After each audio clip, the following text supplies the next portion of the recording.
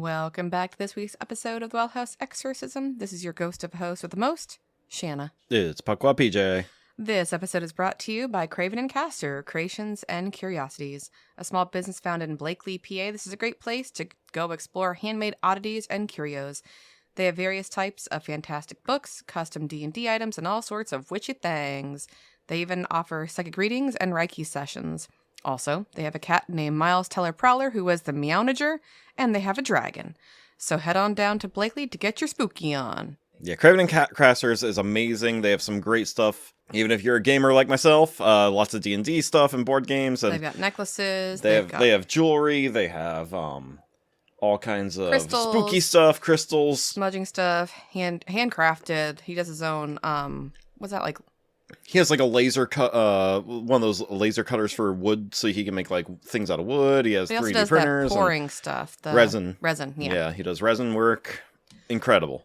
All right. Before we get into tonight's episode, I just want to give a shout out to Stephen Smith. He's a regular listener from Nashville, Tennessee. He said he has some stories for us from when he was in the Navy, when we're talking about the creepy, boating experiment.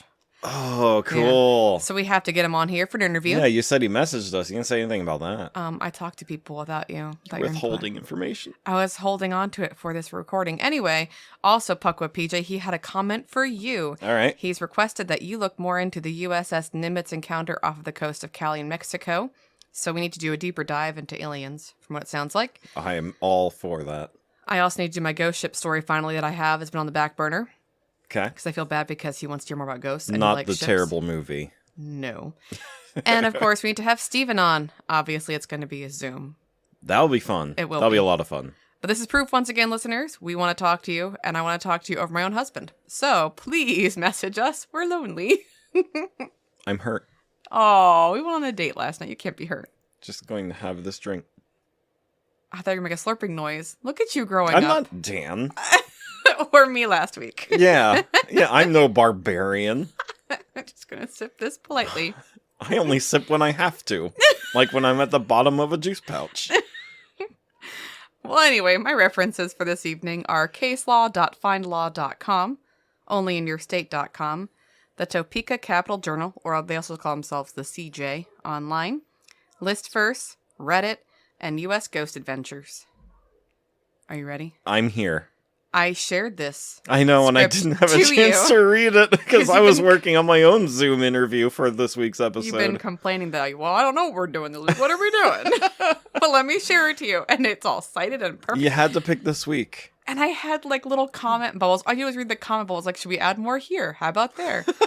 No. I'm sorry. It's fine. She'll never share a thing with me again. Never again. All right, our story tonight takes place in Kansas. We haven't discussed a state hospital in a while, which is why I chose this one. Okay, yeah. I thought we'd hit it up. It has been a while. It has. So Topeka State Hospital, formerly known as the Topeka Insane Asylum, was located in its namesake city, Topeka, Kansas. It was an institution built to house the population of people with mental illnesses and was completed in 1879. Many horror stories exist about the hospital, including that of a journalist who visited the facility and witnessed a patient that had been in restraints for so long that his skin had begun to grow around the restraints. Oh my gosh. But the horrors at Topeka State Hospital don't stop there. The facility is infamous for its neglect and abuse of its patients, with reports of assault, rape, and some patients kept in chains for months on end, completely naked. Oh, my. Okay. Yeah, so, it's like all the ones we've discussed, but to a new level. Yeah, this takes it up to 11. We're going to discuss how Kansas is way worse than Pennsylvania in this case. Mm-hmm.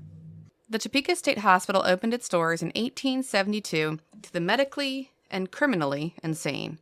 For over 100 years, reports of abuse and murder came out of the hospital, and it eventually closed its doors in 1997 due to the abuse and overcrowding. During its operation, the state hospital was infamous for its forced sterilization program, the use of hydrotherapy, and castration to treat, quote, imbeciles. Of course, I'm using words from a time period, so I do apologize. If you are interested to learn what hydrotherapy is, you should go back to our Harrisburg State Hospital episode. Yeah, just remember, listeners, the term, just like a lot of people know that are our age know that mental retardation was an actual scientific term up until just like 10 years ago or stuff. Like I wrote it in my IEPs for, special education. Yep. And, so calling someone a retard was a mental diagnosis for a while. Same with moron and idiot and imbecile. So when we say those things, like we're using them in the time frame as that context. Context, yeah. The most unbelievable thing was that no one was able to do anything about the atrocities within the hospital because the workers and doctors were protected by the Kansas state government. Oh, lovely. So not just using terrible words, which were part of the time period, but the government protected them. And you'll see some horrible examples. Well, I was just watching a documentary on John Wayne Gacy, and it was... They didn't deliberately protect him, but the cops were just like, not John, he's such a good guy. Yep. And they just drop any accusations because... So disgusting. Yeah. because he just fooled them. Anyway.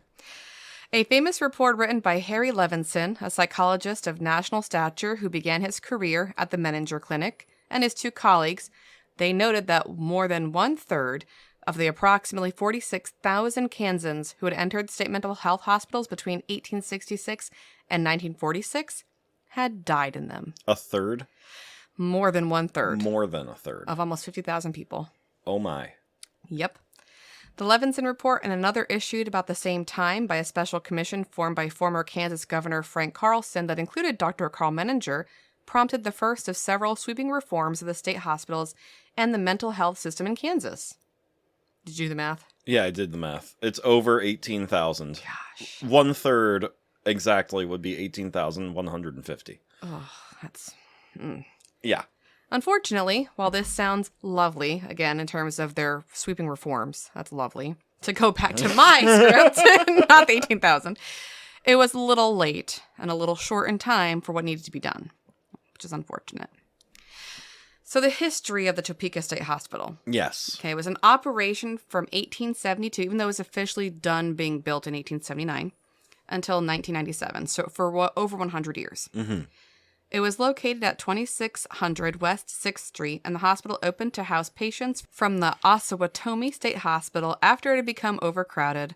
The first buildings in both Topeka and Osawatomie were designed by John G. Haskell according to the Kirkbride Plan, similar to the Danvers State Hospital, and of course, all of ours. The Kirkbride Plan was based on the theories of Philadelphia psychiatrist Thomas Story Kirkbride, who suggested that natural light and proper air circulation would have a positive impact on the mentally ill. Of course, we discussed that in detail with Tim on a previous podcast episode. Yep. So if you're interested in learning more about that and other, I'm using this in air quotes, techniques used in asylums, I suggest listening to the Trans-Allegheny episode or the Harrisburg State Hospital, or both episodes. Yeah. If everyone liked that episode, we have been talking to Tim. We do want him back probably over the summer when our schedules are better. But you know what Tim does? Tim reads my scripts. Just saying. But as mentioned... I was going to! You had days. But as mentioned, this hospital, like others, became severely overcrowded quickly.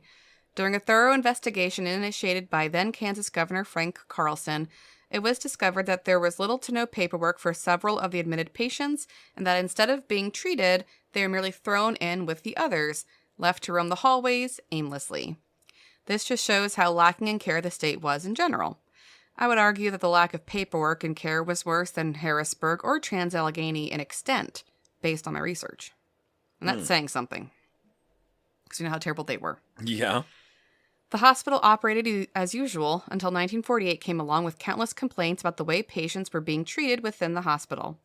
A panel was put into place to make changes to the facility, and improvements were made after the evil at the hospital had been brought to the government's attention. After the report from Carlson was published, funding for the Topeka State Hospital nearly doubled.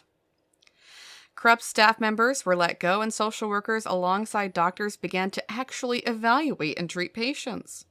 What? It's crazy. Hold on now. Whoa, hold on. Some of the patients were even released after they had received proper therapy. Wow. It's amazing. It's like they did their jobs. Now, there is a bright light in all this. By the 1960s, it was one of the top hospitals of its kind in the United States. But that didn't last for long. and the hospital effectively shut down in the 90s. And of course, then it shut down forever in 97. Yeah.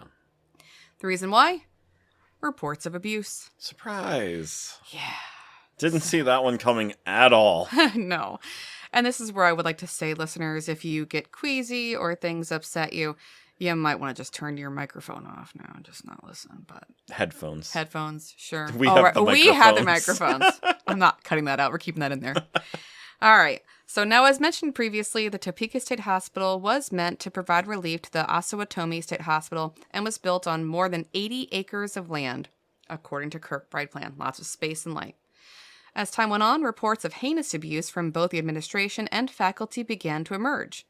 Torture, starvation, sexual abuse, and assault were commonplace. And again, no one was able to do anything about the atrocities within the hospitals because the workers and doctors were protected by the Kansas state government.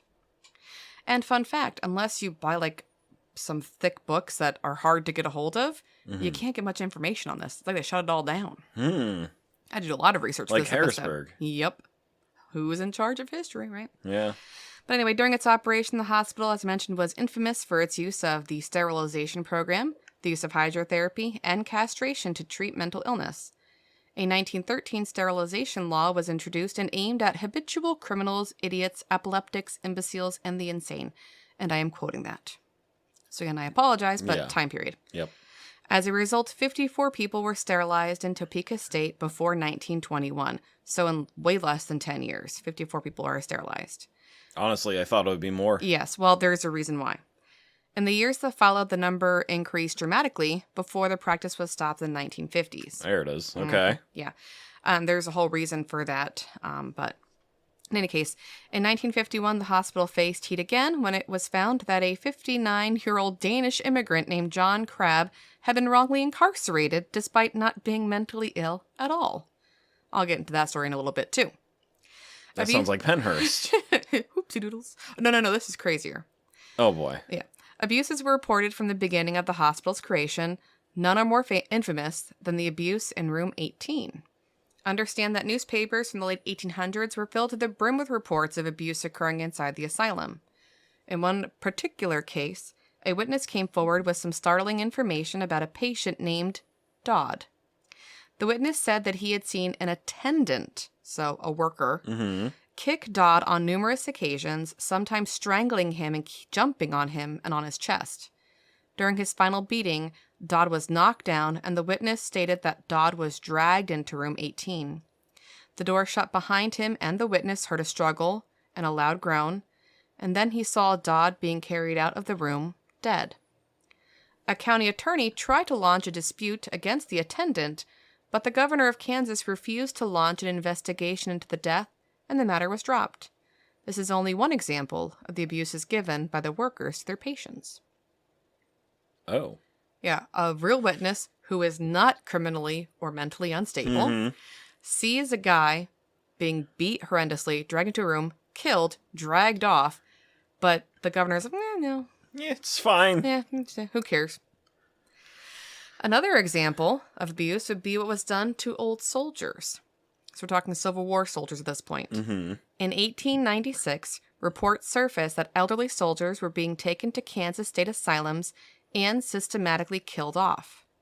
According to one newspaper article of the time, Gust Maurer, an inmate at the Topeka State Hospital, was sent home. Now, of course, he's dead at this point. He's sent home. His remains are sent. With 2 black eyes and a broken neck and nose. His body was accompanied by a letter from the hospital superintendent that stated he had died of apoplexy. So close to the, Yet, no effort was ever made to right the wrong, and the superintendent was still in office after the event. I just think it's interesting. Hey, thanks for your service to our country. Bye. But that's just one example of many soldiers who were taken there and killed. So, just saying right now, is it bad to say that Trans Allegheny's looking good? I know, right? Doesn't it feel dirty to say that? Gosh. Oh, but wait. Not as bad as Pennhurst yet. No. But wait, there's more. Of course there is. But the abuse doesn't stop there. There were also many allegations of starvation. In the spring of 1911, charges were filed against the hospital by former and current employees, A local newspaper shared part of a letter that was included in the charges, and this is all quoted verbatim from the newspaper. I wish to make the statement that John Green, a patient in Ward E2, lay ill in bed for 8 days and died, and during this period he was given no food or medicine. His condition was reported every morning, and nothing was done.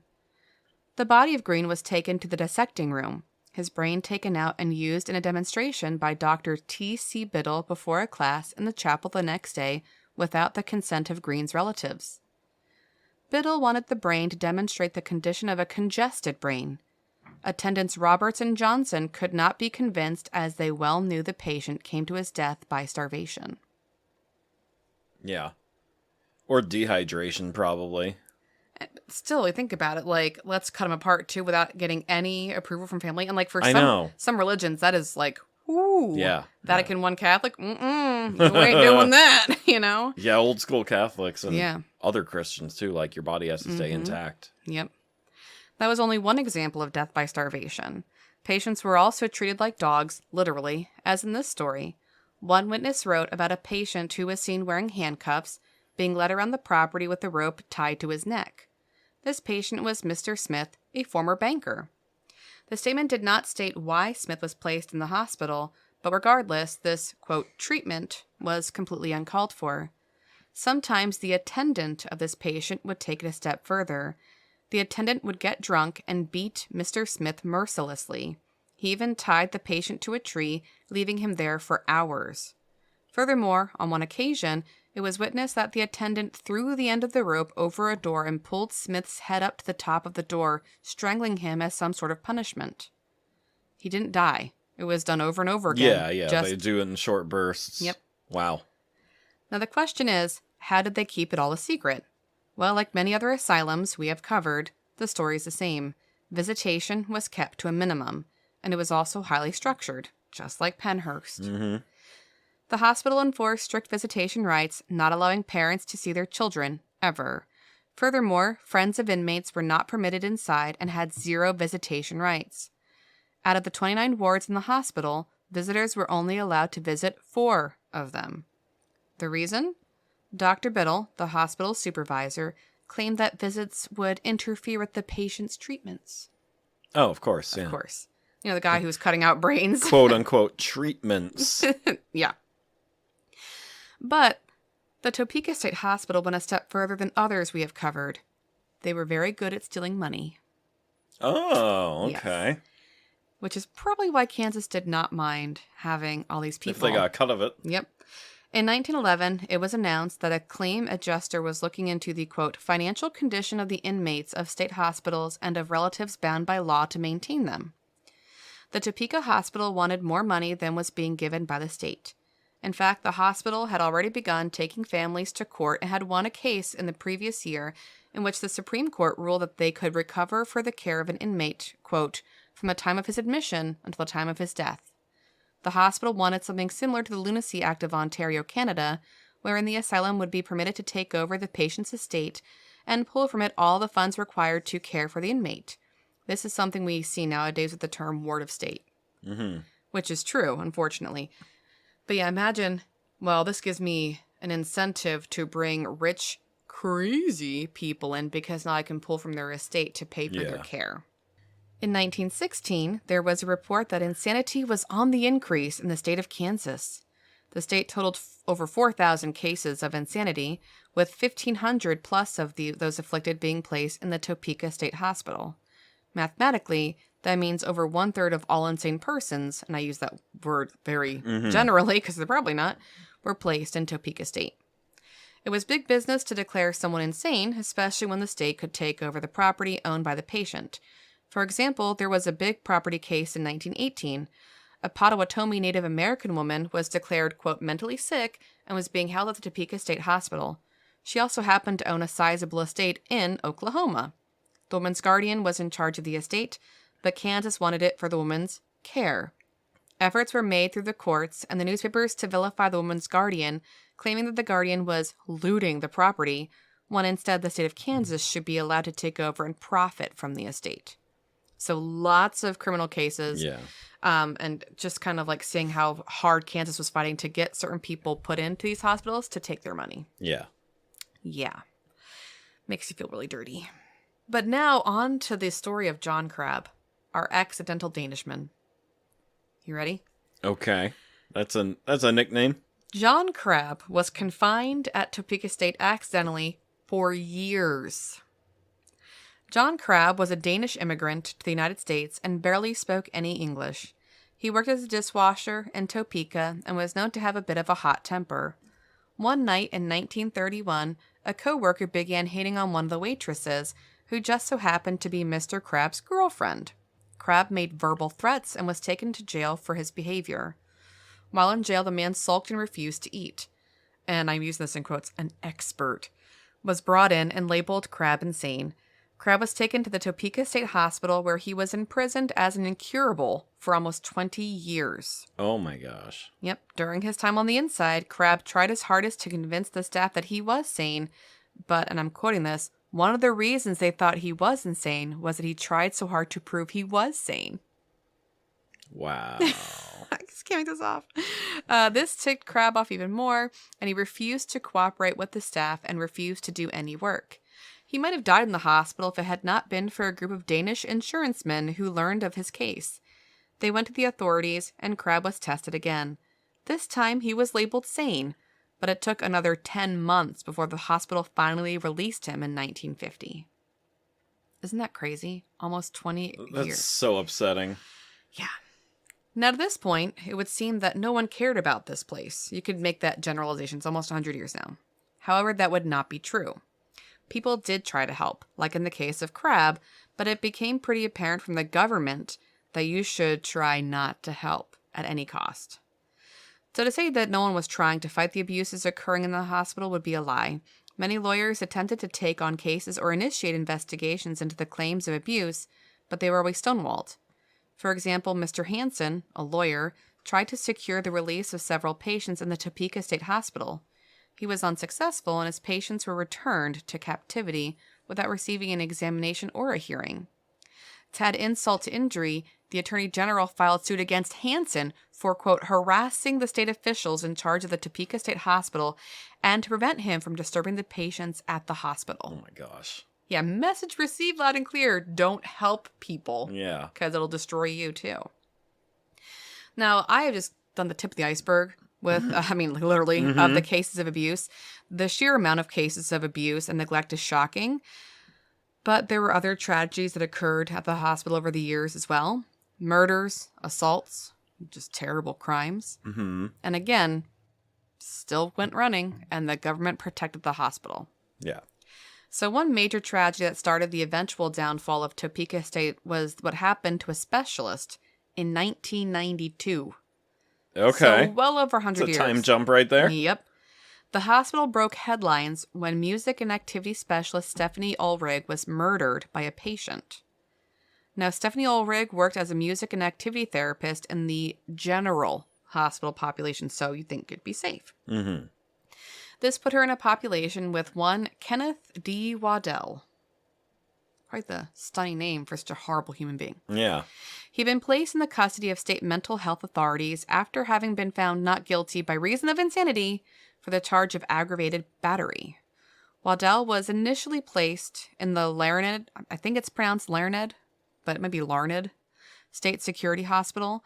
But on April 1st, 1987, right after we were born, you and me, like some kind of April Fool's joke, he was transferred to the Topeka State Hospital, where he was placed in the adult forensic ward. This was a special unit secluded from the other units because it contained higher risk patients.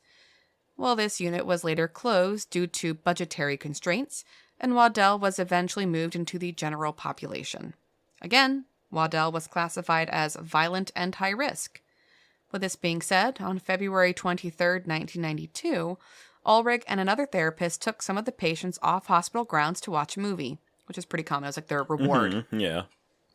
Upon returning to the hospital and dropping off the other patients, Waddell attacked and killed Ulrich.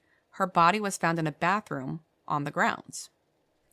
The United States Court of Appeals, 10th Circuit, decided on August 30th, 1995 that, quote, While Ulrich's murder was undeniably tragic, it was not the result of reckless and conscience-shocking conduct by the state mental health administrators sued in the instance of the case, thus affirming that the district court's grant of the defendant's motion for summary judgment. So the hospital was cleared of any wrongdoing. Wow. Yep. So sorry that you got killed, Stephanie, by a guy who should not have been with you at all. Yeah. Another tragedy would be what happened to Cynthia Turnbull.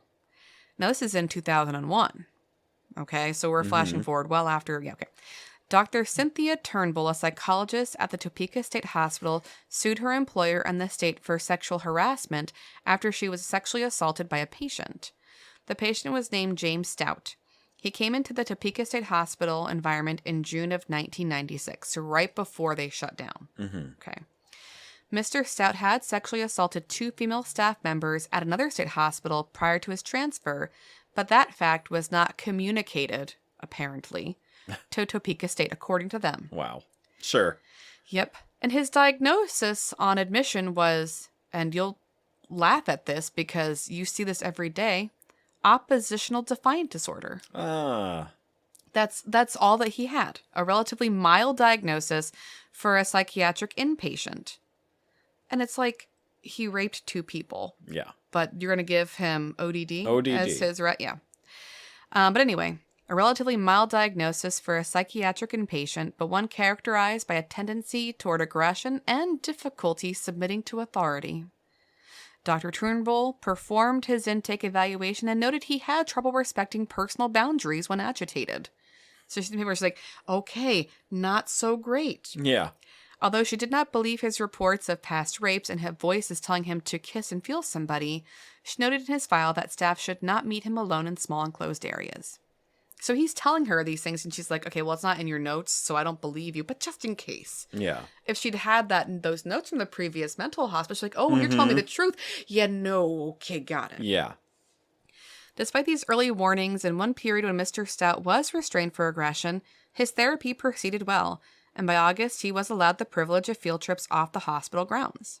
He had several therapy sessions with Dr. Turnbull and was never sexually inappropriate toward her. So, things seemed to be going well with his therapy. But on August 26th, the weather was fine and many people were outside enjoying the day.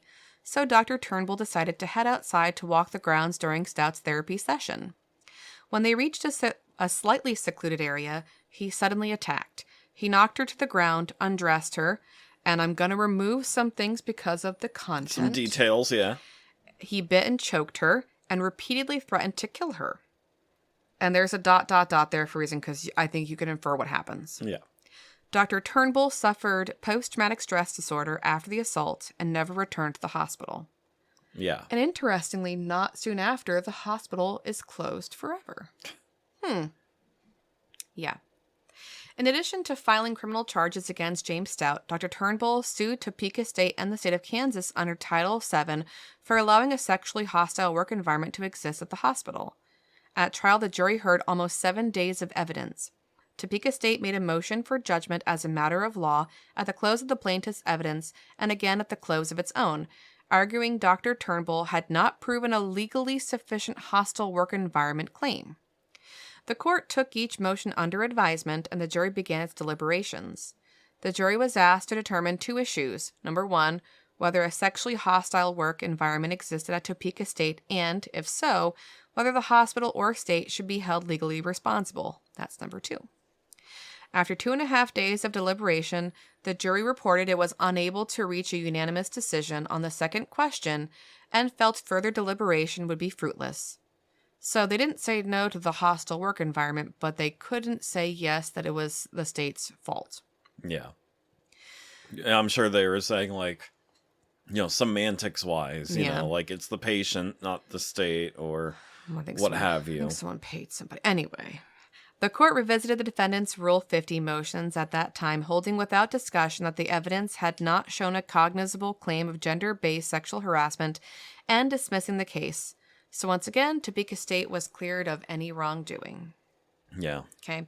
So again, that is the downfall then. Like, because that was just one of many issues at the hospital, obviously Topeka State shuts its doors. It's done. Mm-hmm. Okay.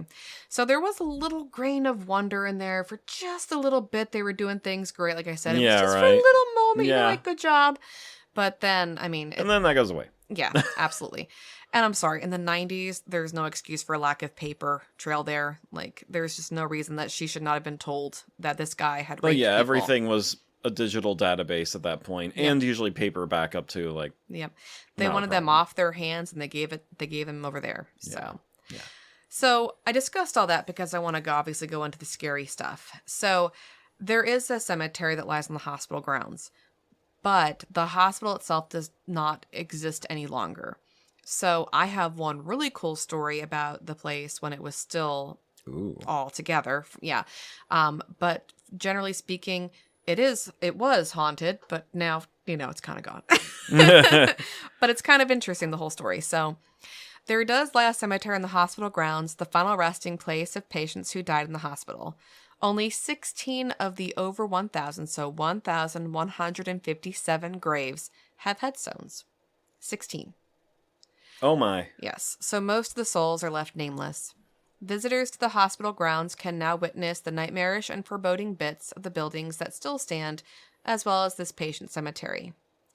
During the 1999-2000 session, the Kansas legislature authorized the construction of a memorial for people buried in the cemetery, including a plaque identifying the memorial, fencing to the ground in the cemetery, and the inscription of the names of the dead. So, sorry about all your bad luck. You get this. You get a plaque. Yeah. Now, many people report seeing orbs and hearing strange moans coming from the cemetery. Could it be the spirits of patients there who have passed away and they're trying to make their names heard? Mm-hmm. Maybe. I really believe that the entire hospital area, the grounds are all hallowed because God knows what actually is there. So nothing remains of the original hospital, and while many people felt that the building was haunted, it was torn down and removed in 2010.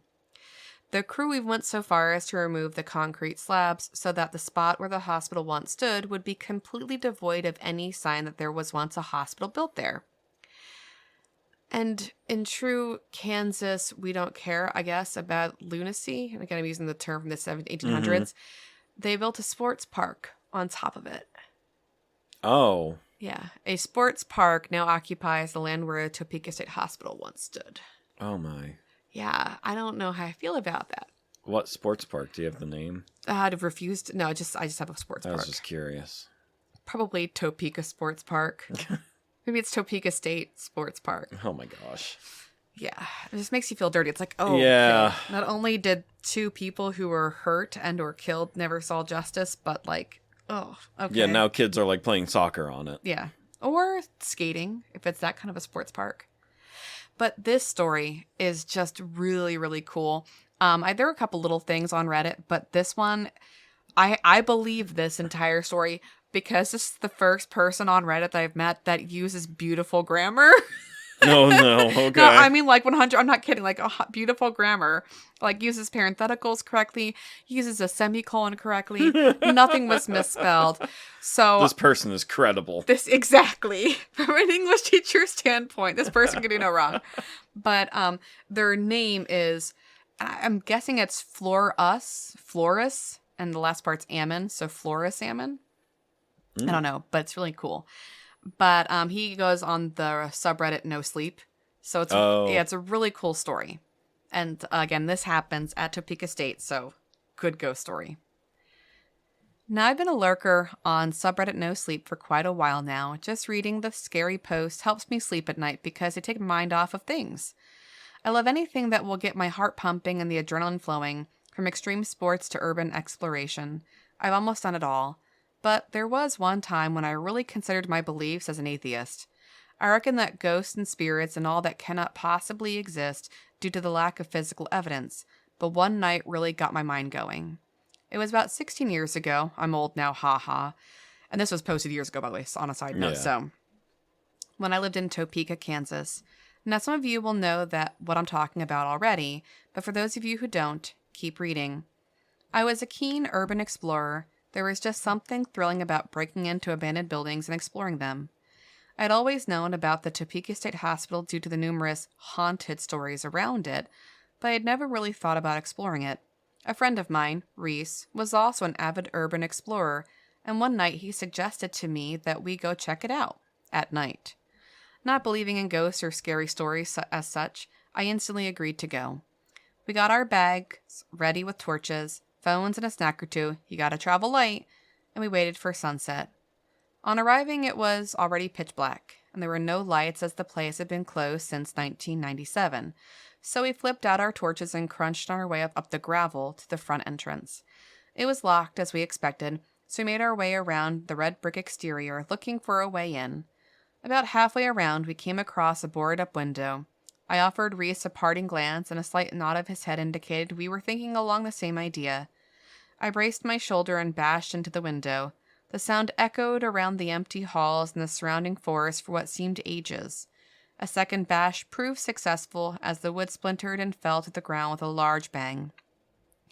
Reese whispered in my ear, "Honestly, if nobody comes after us, I think we're safe." I climbed in through the small gap before lending a hand to Reese to do the same. Once we were inside, we flipped on our torches and were met with a view of peeling wallpaper and a heavy, musty smell. We crunched our way through the first room, just enjoying the rush of adrenaline as we tiptoed our way through the halls, before we heard footsteps running in the room above us. Immediately my heart skipped a beat, and I glanced at Reese, who put up his finger to his lips and indicated that we should turn our torches off. In the pitch black, I must admit I started getting scared, but I carried on and we made our way up to the second floor to see who was with us in the building. After 3 minutes of looking, we turned up empty, and were about to leave when we heard more footsteps running, and this time we were sure that we weren't just hearing things as a light rain of dust fell from the room. We immediately thought we were being pranked, so we ran up to the third floor in the hope of catching this person. But once again, it turned up empty. We had had enough and just started going down when we heard a door creak from above. This was it, our chance. We sprinted up, barged through the door, and ended up on the roof of the asylum. Empty. Just then, we heard a door being slammed from the floor beneath us and some guttural whispering sound. I can't tell you how fast we got out of there, but I can tell you that we probably ran faster than that time we got chased by the police. To this day, I still have no idea what was running around with us in that asylum. I'd like to believe it was some bad prank, but I have this nagging feeling that it wasn't. Ghosts and spirits don't exist, do they? And he ends on that question mark, and that's like where it ends.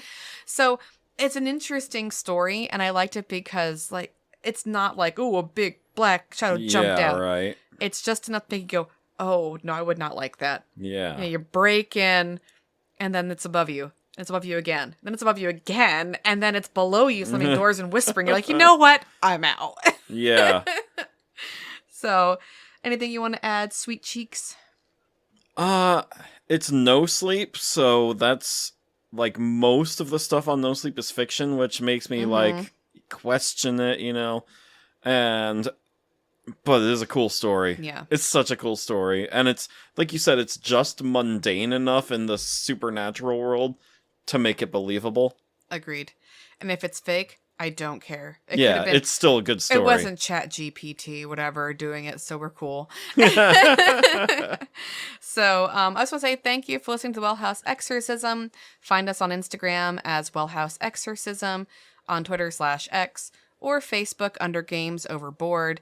Feel free to hop on our website as well, which is gamesoverboard.com. Please email us. We want to hear from you. You can message me on Facebook. If you do that, PJ will read it too. And if I want to keep it a secret, you got to message me on Instagram like Steven did. So again, special shout out to Steven Smith.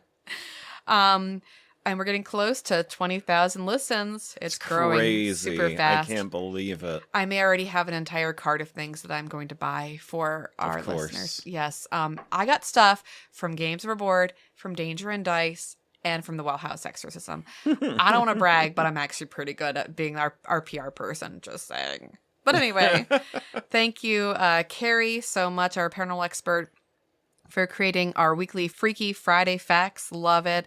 Thank you, Jackie, for your constant support and all your great little additives. And Penny, thank you for buying me the bat. I did have to use it tonight, though. It's very nice. Yeah. No dad jokes. I know. But you're getting all serious. Well, it's Heavy stuff. It's hard to joke about this. Yes, it's not okay to joke about. You're right. Yeah. I mean, I could have, but that's just be bad taste. No, it would be a very, very bad taste. All right. So anyway, I'll be doing a little ghost ship story for Steven this week, just because I figure I better. I got a listener who likes that. He's from Nashville, so that's pretty cool. But anyway, everyone have a lovely week. And as always, think spooky thoughts.